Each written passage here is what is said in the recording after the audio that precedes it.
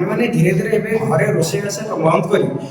बेसी बाहर fast food item बाहर होटेल आइटम आम कर्मबहुल जीवन पे आम बर्तमान डिपेंडेंट रोचे जहाँफल कि आज रोषे करवानी पाख होटेल रू नहीं आसवा कि आज रेस्टोरेंट बुधवार पड़ला रविवार पड़ला रेस्टोरेंट पड़ला से प्रथम जिनस हूँ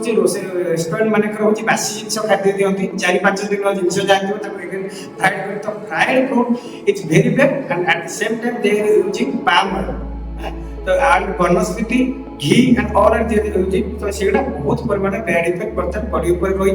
से जनरली कोलेस्ट्रॉल बढ़ाती कोलेस्ट्रॉल आप मेदबहुलता रोग करे मेदबहुलता मैंने ओबेसिटी जोटा obesity enters all type of diabetes and blood pressure and all types of निहाती भाव में तैल जिनस को आम अवॉइड करने पड़ो निहाती भाव में फास्ट फूड आमर नॉनवेज आइटम को रेस्ट्रिक्ट करिया पड़ो आम जिते परिमाण ग्रीन लिफी वेजिटेबल्स खाइबा आ रेगुलर एक्सरसाइज करबा हमर डायबिटीज कंट्रोल होई।